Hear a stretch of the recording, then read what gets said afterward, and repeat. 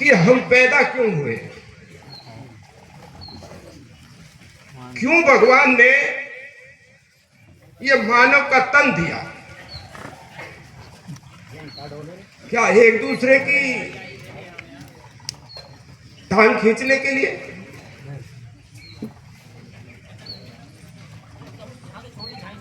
क्या एक दूसरे को नीचे दिखाने के लिए? नहीं, ये जीवन मिला है परोपकार के, ये जीवन मिला है दीन दुखियों की सेवा करने के लिए, उनका सहयोग करने के लिए। यह जीवन मिला है आने वाली पीढ़ी की सुख सुविधाओं के लिए, मार्ग प्रशस्त करके जाने के लिए। यह कोई व्यक्तिगत लड़ाई नहीं है। और जिस व्यक्ति की आप बात करते हो, उस व्यक्ति से तो 40 साल से हम लड़ते आए हैं। बहुत सारे भाइयों ने तो तब भी उसका साथ दिया था।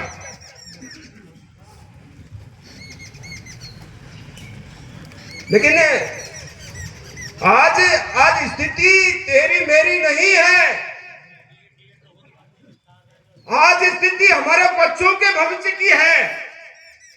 पता नहीं कब कौन क्या होगा, क्या नहीं होगा, कौन विधायक बनेगा, कौन सांसद बनेगा, कौन मुख्यमंत्री बनेगा, कौन सरपंच बनेगा, कौन प्रधान बनेगा। ये बहुत छोटी चीजें हैं।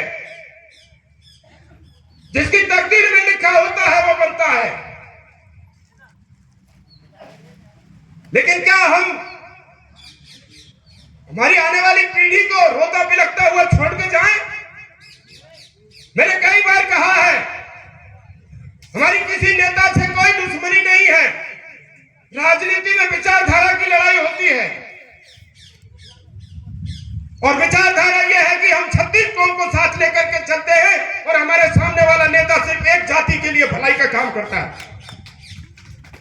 लड़ाई यह है।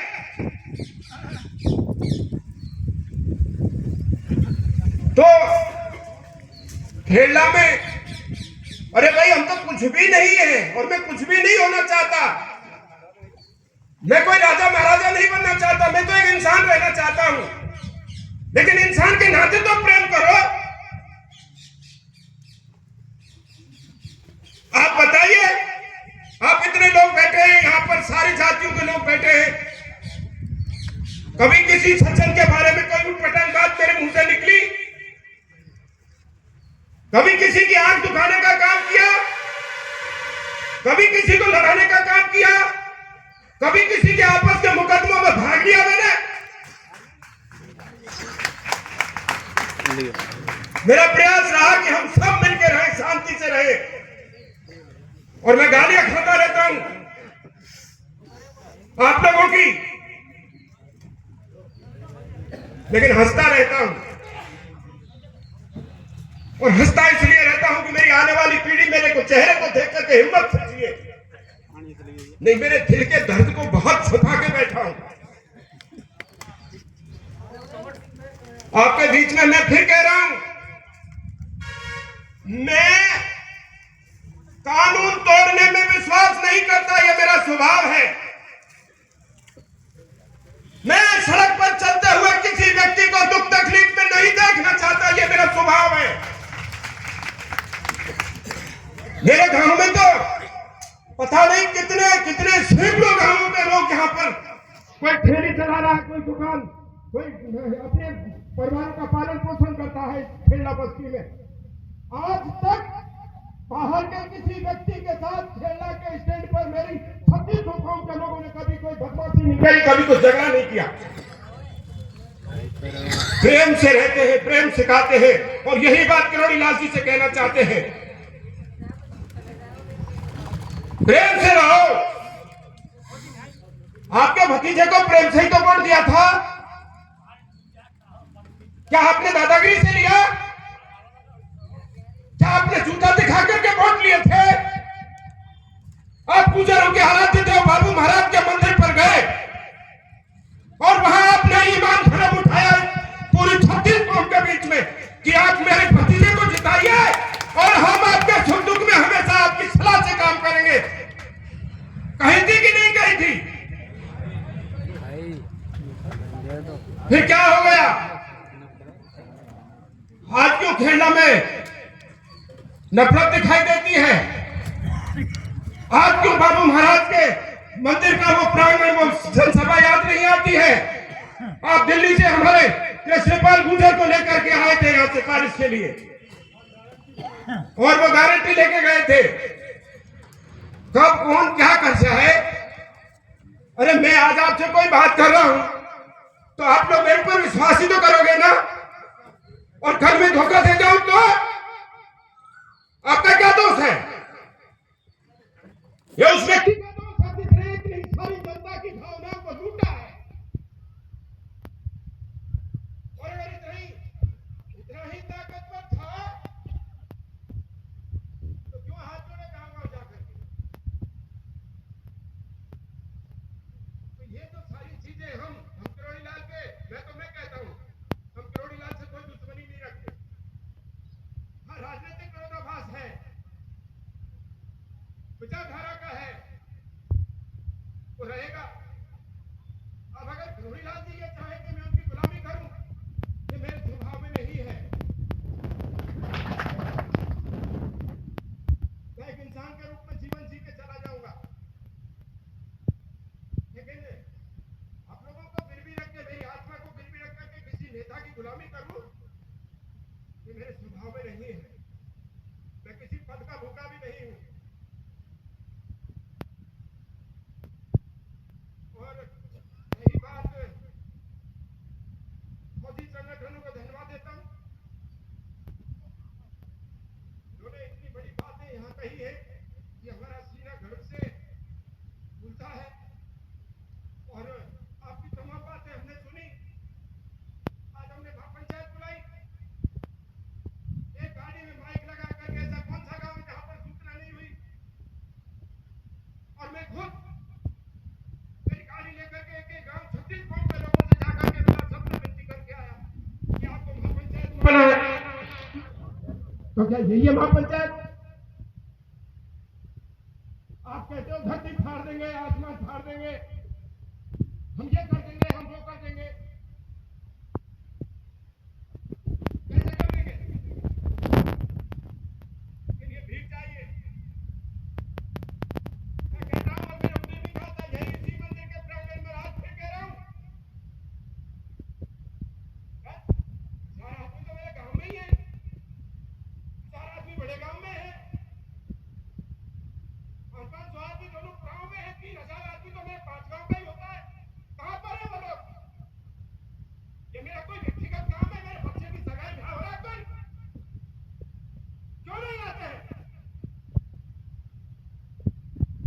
और नहीं आना तो मना कर दो, जैसे अभी इन्होंने कहा, मना कर दो।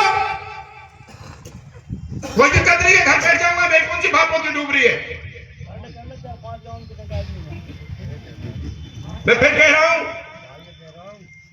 आंदोलन के लिए भीड़ चाहिए और सीने में कुछ कर गुजरने का जज्बा चाहिए। हाथ जोड़ के विनती कर रहा हूं, ये छोटी मोटी लड़ाइयों का वक्त नहीं है, एक दूसरे को नीचा दिखाने का वक्त नहीं है। अरे हम चले जाएंगे, लेकिन हमारे बच्चे अगर हम ये काम करके नहीं गए तो हमको गालियां देंगे। ये कोई एक गांव का काम है? अभी आप सबके विचार सुने, मुझे खुशी है, और मैं तो ईमानदारी की बात है, मैं तो शुरू से कह रहा हूं इनसे। अभी भी जब आप लोगों की महापंचायत शुरू हुई, उससे पहले भी मैं कह रहा था, हाथ जोड़ कर निवेदन कर रहा हूं, इस झंडे को कोई और उठा लो भाई, मैं साथ हूं, मैं ईमानदारी से साथ हूं। जो भी झंडा उठाए, मैं इस मंदिर के प्रांगण में कसम खा करके कह रहा हूं, कोई भी भाई इस झंडे को उठाओ, मैं आत्मा से, शरीर से, धन से, बन से उसके साथ। हाँ, स्वागत है आपका। करो रक्षा इलाके की, करो रक्षा बस्ती की, करो 36 गांव की, कौन मना करता है? इसके लिए कोई चावल बांटने की जरूरत है क्या? करेंगे मुझसे आप जो चाहते हो। मैं अभी भी कह रहा हूं, मैंने तो ये बैठे हमारे भरत सिंह जी पार्टी वाले कैप्टन साहब, अभी ये मीटिंग शुरू नहीं हुई उससे पहले 15 मिनट तक इनसे निवेदन किया है हमने। मैंने कहा भरत सिंह जी, इसका इस संघर्ष का आप अध्यक्ष बन जाएंगे। मेरे ऊपर पार्टी का आरोप लगता है कि यह आंदोलन कांग्रेसी है, यह आंदोलन अजीत का है। तो अभी भी कह रहा हूं मैं, और आपसे हाथ जोड़कर विनती कर रहा हूं, कोई भी भाई जो मन में रखता है आज ही कर लो भाई। इस संघर्ष समिति का मैं आपसे अपील कर रहा हूं, बाकी बातें बाद में होंगी, पहले अध्यक्ष बना लो, किसको बनाना है बना।